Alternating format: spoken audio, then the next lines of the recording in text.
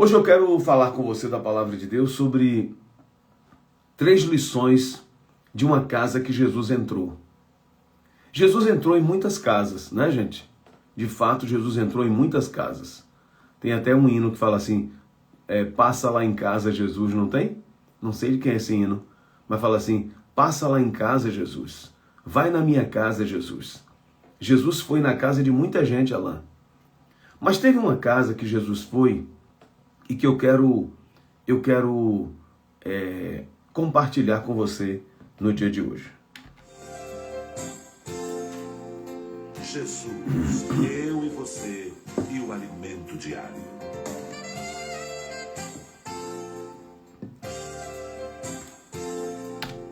Jesus.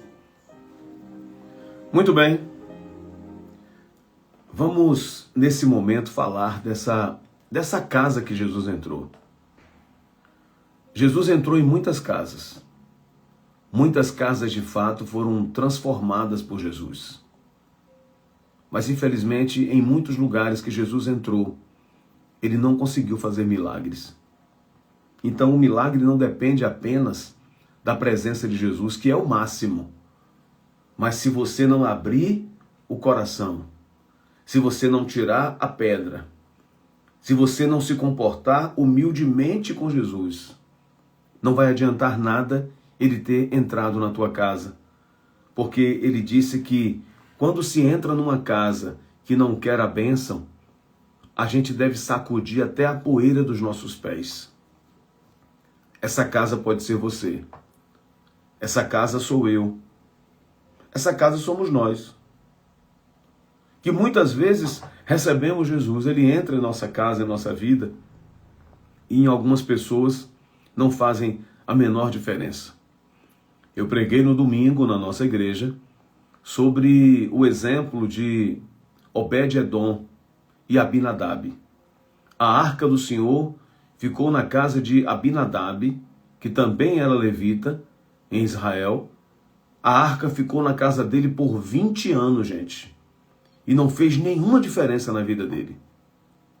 Ao contrário disso, ficou na casa de Obed-Edom apenas 3 meses.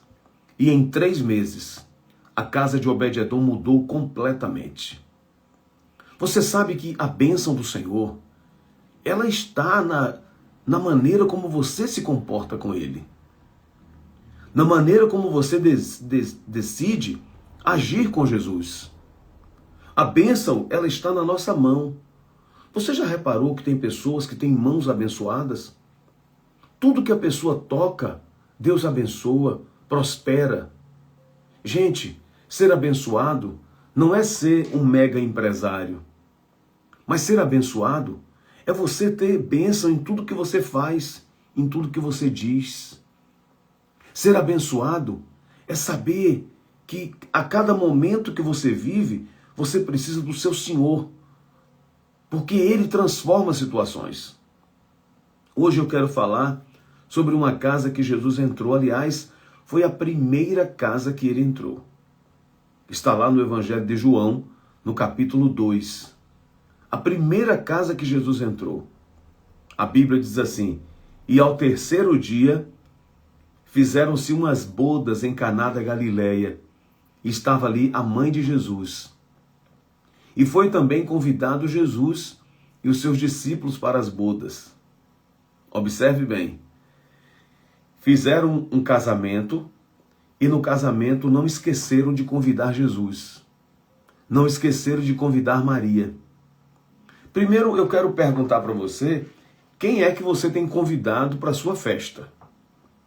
Porque tem gente que só sabe convidar Jesus na hora da dor.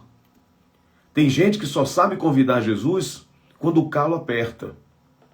Só convida Jesus como se Jesus fosse um melhoral. Como se Jesus fosse um cibalena. Só convida Jesus como se Jesus fosse um anador. Mas ele não convida Jesus para a festa.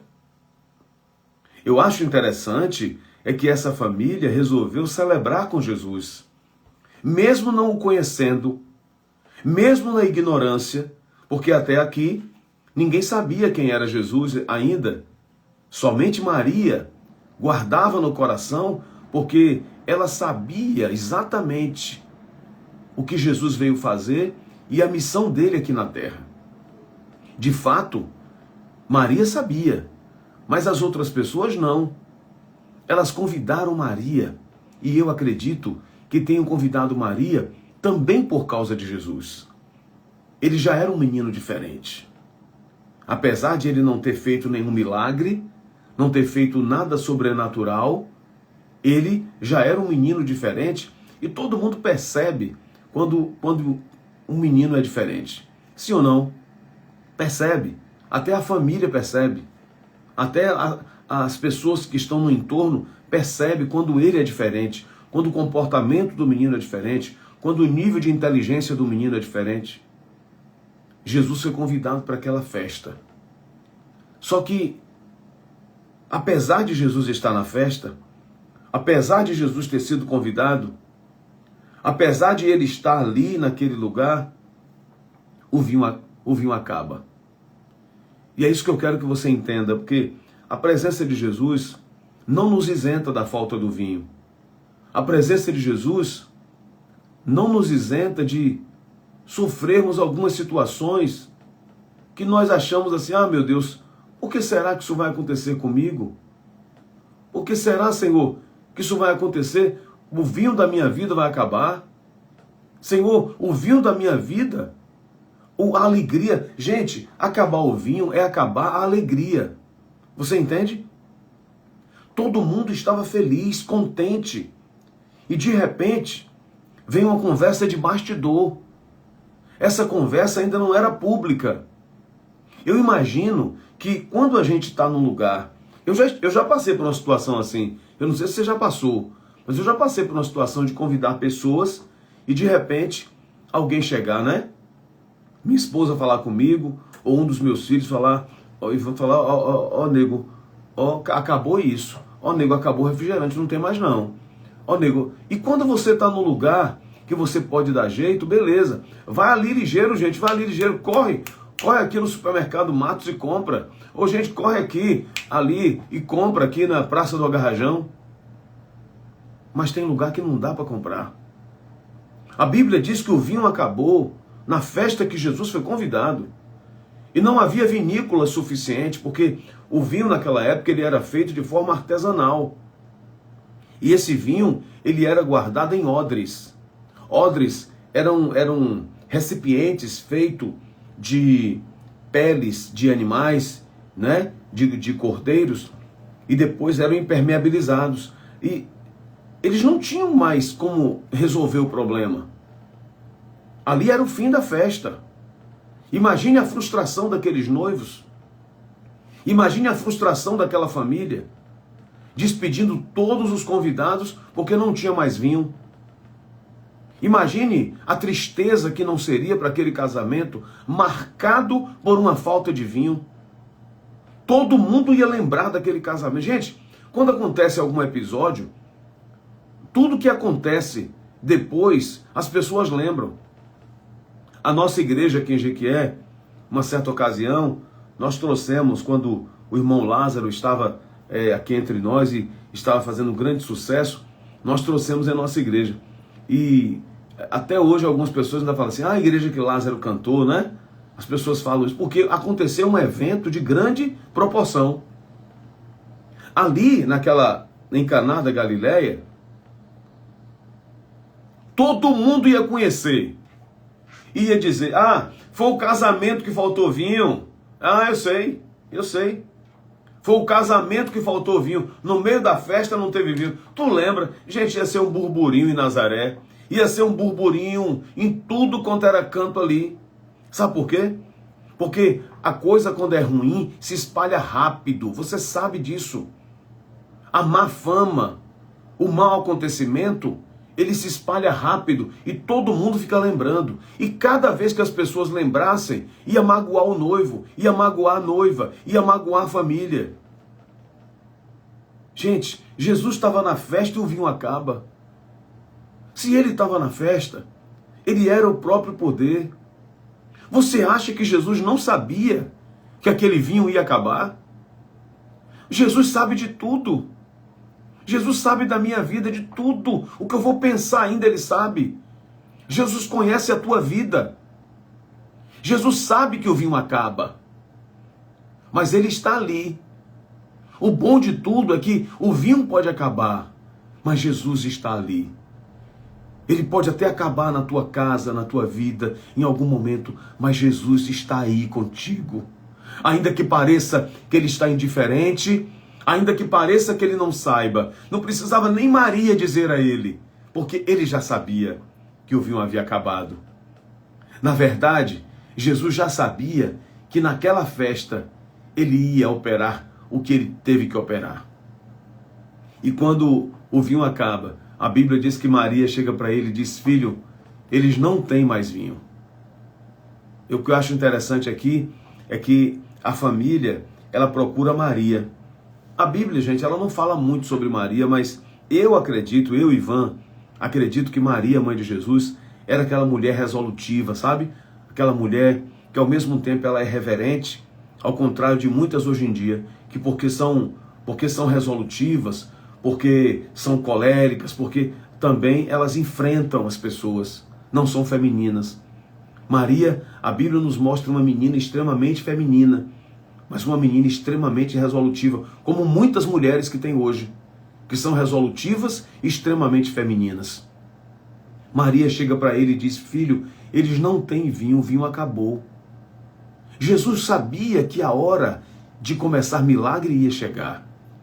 Mas para que um lugar mais lindo do que um casamento? Para que um ambiente melhor para se começar a realizar um milagre do que uma família, do que uma casa? Tudo começa na família, gente. Tudo começa e termina na família. Não se gabe de conseguir grandes coisas longe da sua casa, não. Porque você começa em casa e você termina em casa. Hoje em dia, tem essas coisas de levar o caixão na hora que a pessoa morre para os velatórios. Mas antigamente era em casa que se velava, viu? A gente nascia e morria. Mas tenha certeza de uma coisa: quem vai levar a gente para ser sepultado é a nossa família. Quem mais vai chorar a morte da gente é a nossa família. Quem mais vai lembrar a gente é a nossa família. Então tudo começa e termina na família. Você não é ninguém sem ter uma referência. Você precisa ter um parente. Não necessariamente todos de sangue, como eu disse ontem. Mas você precisa ter família. Pessoas que te amam e que você ama. Você entende? Pessoas que amam tua alma. Aquela família era uma família, gente, cheia de problema. Porque alguma coisa, alguém errou ali naquele lugar. Mas Maria chega para Jesus e diz: eles não têm vinho. Jesus ainda diz para ela: mulher, ainda não é chegada a minha hora. Jesus falou assim até para observar a maneira humilde. Porque a própria Maria, naquele momento, ela entende: eu não sou mãe dele, ele é o meu Deus. A própria Maria, naquele momento, silencia. Diante da oração de Maria, Maria faz uma oração a Jesus, dizendo: filho, eles não têm vinho. Maria conclama o filho. Jesus se apresenta como Deus e diz: mulher, que tenho eu contigo? Ainda não é chegada a minha hora. Mas Maria agora se comporta como serva. Ela não se comporta mais como mãe. E diz assim: façam tudo o que ele vos disser. Maria adota uma posição humilde. Às vezes, nós queremos comparecer diante de Deus exigindo coisas, falando apenas do problema, mas não queremos nos submeter a Ele. Nesse texto que está aqui na minha frente, que eu estou lendo, Maria diz: façam tudo o que Ele vos disser. Obediência. A obediência vai atrair o milagre de Deus na nossa vida e na nossa casa. E quando Ele diz: façam tudo o que Ele vos disser, Jesus dá uma olhadinha no que tem por perto. Porque Jesus sempre te abençoa com aquilo que tem aí na tua casa. Deus sempre vai usar o azeite para multiplicar tua vida, para que você viva a vida inteira e que você pague todas as tuas dívidas como aquela mulher. Ele vai usar o que você tem para te abençoar. Deus é aquele que transforma. Deus é um grande químico. Ele faz grandes transformações. Quando Maria diz, obedeçam a Ele, obedeça a Ele. A Bíblia diz que estavam ali as 6 talhas. Jesus então olha e diz assim, eu vou usar a matéria-prima do milagre. Você sabe qual é a matéria-prima do milagre?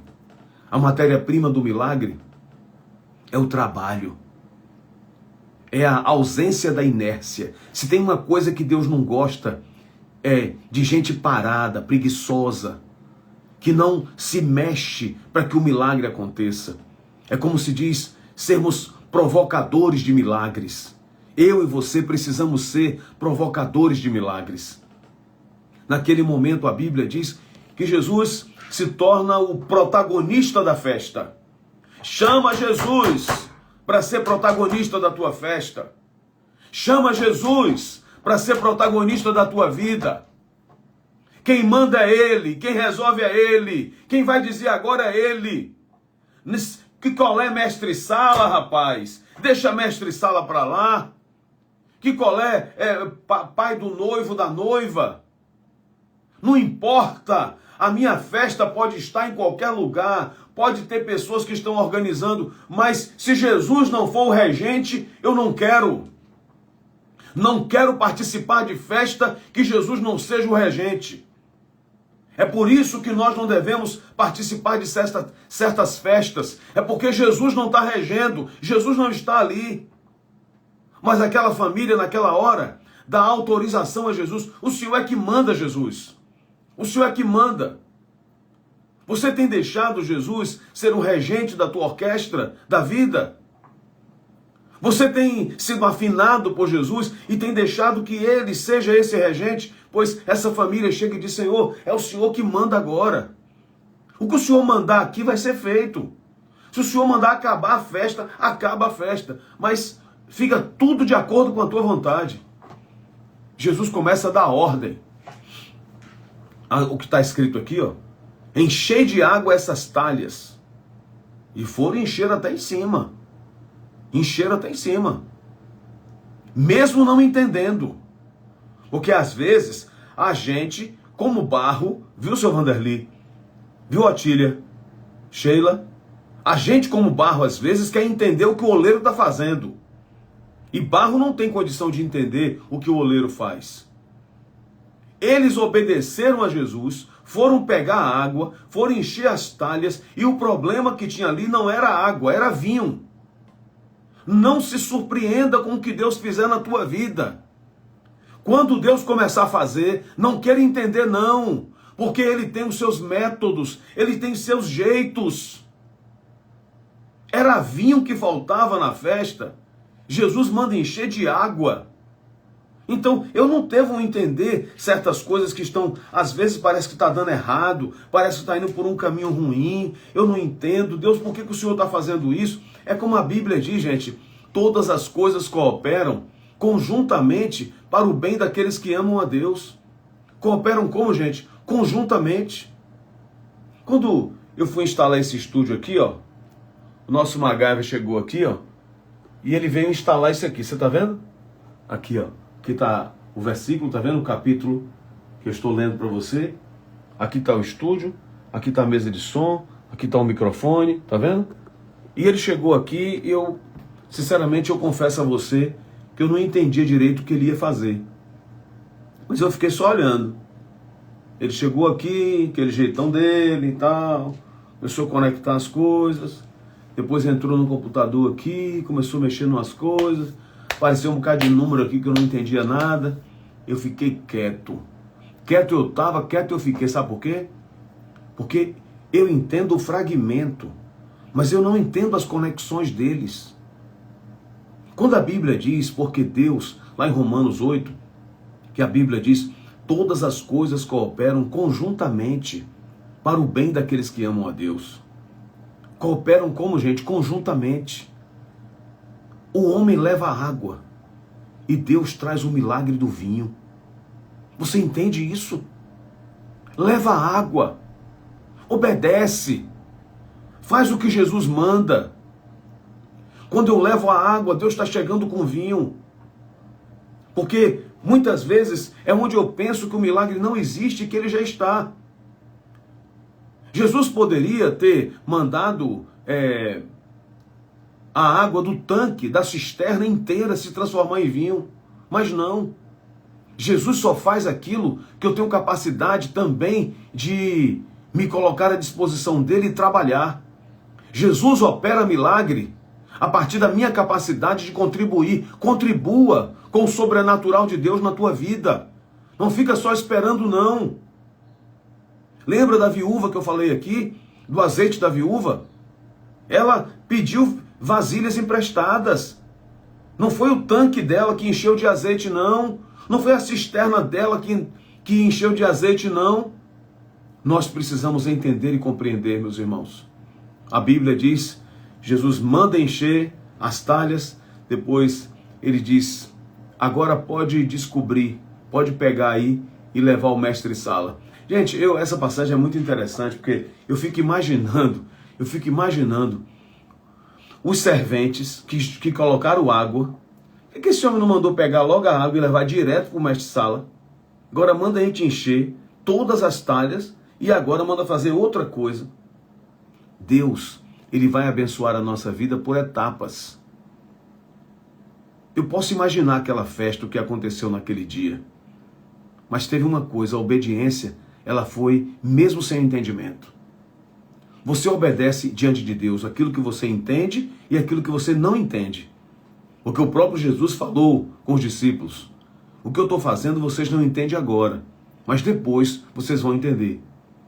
E eles pegaram a água, aparentemente água, e levaram ao mestre-sala. Pode ter sido que a transformação aconteceu enquanto eles estavam indo. E isso tem um respaldo bíblico, porque a Bíblia diz que os leprosos, eles foram purificados enquanto iam. Pode ser que essas águas, mesmo nas talhas, elas ainda estivessem água. Eles pegam a água e quando vão levar, a Bíblia não afirma isso, mas eu estou conjecturando. E quando vão levar a água se transforma em vinho. O mestre-sala, quando prova, fica chocado. Ele diz, eu não estou entendendo nada. Vocês estão fazendo diferente aqui, é? Vocês trazem o vinho inferior para deixar o melhor para depois. Você está vendo o que é que Deus faz? Não foi apenas a química que aconteceu, gente. Gente, obediência a Jesus traz a química da transformação na nossa casa, a química da transformação na nossa vida. É que a gente quer mudança na nossa casa sem querer se mudar. Essa é que é a verdade. Muitas vezes a gente quer que Deus faça a mudança e Deus está querendo assim, epa, começa a mudar primeiro aí, Loi. Julival Júnior, começa a mudar primeiro aí dentro. Flávia, começa a mudar primeiro aí em você. Eu vou fazer o milagre, mas eu preciso que você mude por dentro primeiro. Gente, é a matéria-prima do milagre de Deus na nossa vida. Você quer que Deus faça algo de sobrenatural na tua casa, na tua vida? Começa a ser esse milagre mudando dentro de você, se submetendo a Jesus, só indo à festa onde Jesus vai. Jesus estava na festa. Então chama ele para a tua festa, chama ele para a tua celebração. Tem gente que depois que está por cima da carne seca, nem de Deus se lembra. Essa família estava em festa. Mas toda festa também pode ter crise. E foi o que aconteceu. Essa família foi abençoada. Essa família, ao invés de ser lembrada como a casa do seu João, que faltou vinho no dia do casamento. Ah, foi aquele casamento? Rapaz, aquele casamento foi o teu, foi o casamento que faltou vinho. Todo mundo ia botar lá, no Instagram da época, o casamento que faltou vinho. Sabe como é que foi lembrado agora? O casamento do milagre. O casamento da presença de Jesus. O casamento que a água transformou. Gente, será que isso foi verdade mesmo? Algumas pessoas devem ter dito, foi verdade, eu estava lá, eu vi. Inclusive, eu vi os serventes indo pegar água no caldeirão, indo buscar água na lata. Botava a água assim, a lata em cima da cabeça, numa rodilha assim, ó. Lembra como a gente carregava água antigamente? aquelas latas que a gente botava um pau assim no meio, batia um prego de cada lado para levar, lembra? O povo de meio-dia para tarde, lembra? Eles encheram, trouxeram a água, encheram, e muita gente testemunhou aquilo ali. Eu sei que não tinha, o vinho acabou. Eu vi o pai do noivo em desespero. O pai da noiva estava desesperado, com a mão na cabeça, sem saber o que ia fazer. Até que chamaram Dona Lia. Falaram com Dona Lia. Que Dona Lia é uma moça assim, que sabe resolver as coisas e tal. Mas Maria não tinha o que fazer. Não adianta você ficar pensando que Maria vai fazer nada na sua vida, que Maria não faz não. Ela chamou foi por Jesus. E tem gente hoje que ao invés de chamar por Jesus, chama por Maria. Hoje, Maria não pode interceder mais a Jesus. Mas Jesus realiza milagres. Não chame por Maria para que ela resolva o seu problema. Porque Maria é uma serva e ela própria reconhece isso. Isso não é nenhum demérito a Maria, mãe de Jesus, bem-aventurada entre as mulheres. Não é nenhum demérito. Mas isso aqui é algo que a gente observa e entende.